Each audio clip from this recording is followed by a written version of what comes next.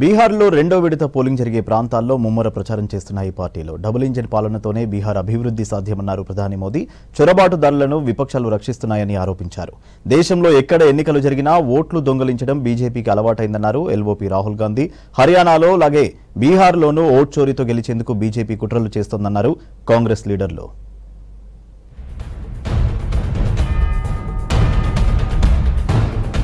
బీహార్లో రెండో విడత పోలింగ్ జరిగే నియోజకవర్గాల్లో విస్తృత ప్రచారం చేస్తున్నారు అధికార విపక్ష నేతలు. అలారియా, భాగల్పూర్లో ఎన్నికల ర్యాలీలో పాల్గొన్నారు ప్రధాని మోదీ. ఆర్జేడీ, కాంగ్రెస్ పార్టీలపై తీవ్ర విమర్శలు చేశారు. గత ఆర్జేడీ పాలనలోనే బీహార్కు తీవ్ర నష్టం జరిగిందని ఆరోపించారు. డబుల్ ఇంజిన్ ప్రభుత్వంతో డెవలప్మెంట్ సాధ్యమన్నారు మోదీ. साथियों, विनाश की राजनीति करने वालों को, आरजेडी कांग्रेस वालों को बिहार का विकास पसंद ही नहीं है कि इन्हीं दलों की कुनीतियों के कारण बिहार का नौजवान उसके लिए पलायन का अभिशाप सहना पड़ा. బీహార్లో యువతకు ఉపాధి కల్పించేందుకు చర్యలు తీసుకుంటున్నట్లు చెప్పారు ప్రధాని మోదీ. పర్యాటకం, పారిశ్రామిక కారిడార్ల ఏర్పాటుతో కొత్తగా ఉద్యోగాలు లభిస్తాయని తెలిపారు. మహాగఠబంధన్లో కాంగ్రెస్, ఆర్జేడీ మధ్య ఆధిపత్య పోరు నడుస్తోందన్నారు మోదీ. एनडीए की सरकार में नीतीश जी ने बहुत मेहनत से बिहार को जंगल राज से बाहर निकाला है. पटना में आईआईटी खुली है, बोधगया में आईआईएम खुला है, पटना में एम्स खुला है, 4 सेंट्रल यूनिवर्सिटी भी स्थापित की गई है. దేశంలో అక్రమ వలసదారులకు చోటు లేదన్నారు కేంద్ర మంత్రి అమిత్ షా. బీహార్ ఓటర్ లిస్టుల నుంచి బంగ్లాదేశ్ చొరబాటుదారుల పేర్లు తొలగిస్తే తప్పేంటని ప్రశ్నించారు. బెటియాలో ఎన్నికల ప్రచారంలో పాల్గొన్న అమిత్ షా మరోసారి ఎన్డీఏ సర్కార్ ఏర్పడడం ఖాయమన్నారు. విపక్షాలు విదేశీయులకు మద్దతిస్తున్నాయని విమర్శించారు. अभी अभी राहुल बाबा 4 महीना पहले एक घुसपैठिया बचाओ यात्रा लेकर निकले थे.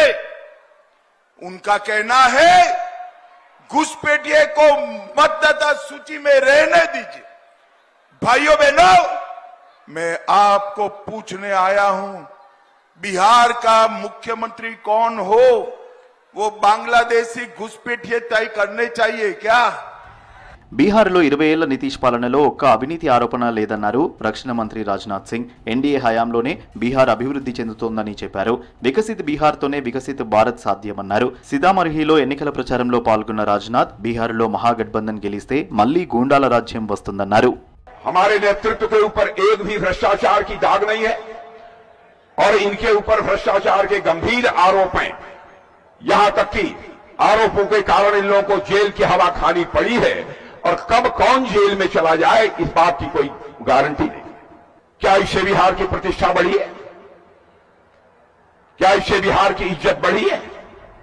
దేశంలో ఎక్కడ ఎన్నికలు జరిగినా ఓట్లు దొంగలించడం బీజేపీకి అలవాటన్నారు లోక్సభ విపక్ష నేత రాహుల్ గాంధీ. ఓట్ చోరీతోనే ఎలక్షన్స్ లో గెలుస్తున్నారని విమర్శించారు. బీహార్ అసెంబ్లీ ఎన్నికల్లో ఎన్డీఏను ఓడించి మోదీ, అమిత్ షా ఈసీల ఓట్ చోరీకి ముగింపు పలకాలని పిలుపునిచ్చారు. పూర్నియాలో ఎన్నికల ప్రచారంలో పాల్గొన్న రాహుల్ రాజ్యాంగం, ప్రజాస్వామ్యం బతకాలంటే మహాగఠబంధన్ ను గెలిపించాలన్నారు. भाइयों बहनों, बिहार को एक बार फिर प्रगति करनी है. दुनिया के सबसे बेहतरीन कॉलेजेस और यूनिवर्सिटी यहां बनने चाहिए. दुनिया के सबसे बेहतरीन अस्पताल यहां बनने चाहिए. बिहार दुनिया का टूरिज्म सेंटर बनना चाहिए, फूड प्रोसेसिंग का सेंटर बनना चाहिए, इंडस्ट्री का सेंटर बनना चाहिए. यह नरेंद्र मोदी और नीतीश जी की बस की नहीं है. బీహార్లో నియంతృత్వ పాలన నడుస్తోందన్నారు కాంగ్రెస్ ఎంపీ ప్రియాంక గాంధీ. ప్రభుత్వాన్ని ప్రశ్నిస్తే పోలీసులతో దాడి చేయిస్తున్నారని ఆరోపించారు. ఎన్డీఏ సుపరిపాలన అంటే ఇదేనా అని ప్రశ్నించారు. ప్రజాస్వామ్యానికి ఉన్న అర్థాన్నే ప్రధాని మోదీ మార్చేస్తున్నారని ఫైర్ అయ్యారు. ఓట్ చోరీతోనే హర్యానాలో బీజేపీ గెలిచిందని, బీహార్లోనూ ఎస్ఐఆర్ పేరుతో 65 లక్షల ఓట్లు తొలగించారని ఆరోపించారు. గోవింద్ గంజ్లో ఎన్నికల ప్రచారంలో పాల్గొన్న ప్రియాంక మహాగఠబంధన్ గెలిస్తేనే అన్ని వర్గాలకు మేలు జరుగుతుందన్నారు. आप अपने अधिकारों के लिए प्रदर्शन करते हो, आपको पीटने की कोशिश, आपको पकड़ के जेल में डाल देते हैं, प्रशासन आ जाता है, पुलिस आ जाती है, आपको पीटने के लिए इस देश की जनता को आपसे डरते हैं. आपके वोट काट रहे हैं क्योंकि आपके वोट से डरते हैं, आपकी शक्ति से डरते हैं। బీహార్లో బీజేపీపై ప్రజల్లో తీవ్ర వ్యతిరేకత ఉందన్నారు కాంగ్రెస్ నేత పవన్ ఖేరా. వాస్తవాన్ని గ్రహించకుండా బిలియన్ల కొద్ది రూపాయలు ఖర్చు చేసినా బీజేపీ గెలవలేదన్నారు. బీహార్లో మార్పు మొదలైందన్నారు కాంగ్రెస్ లీడర్లు. ये बदलाव का भारी बहुमत 121 सीटों पर आपने देखा और अगले चरण में 11 तारीख को जो 122 सीटें बची हैं उसमें भी यही मूड कमोबेश, इससे ज्यादा मूड खराब है लोगों का. 11 तारीख की शाम को फिर आपसे मुलाकात करेंगे और फिर से हम मुस्कुराते हुए चेहरों के साथ आपको बताएंगे कि क्या हो रहा है. బీహార్లో సెకండ్ ఫేజ్ పోలింగ్ నవంబర్ 11న జరగనుంది. ఎన్నికల ఫలితాలను 14న వెల్లడించనుంది ఎన్నికల సంఘం.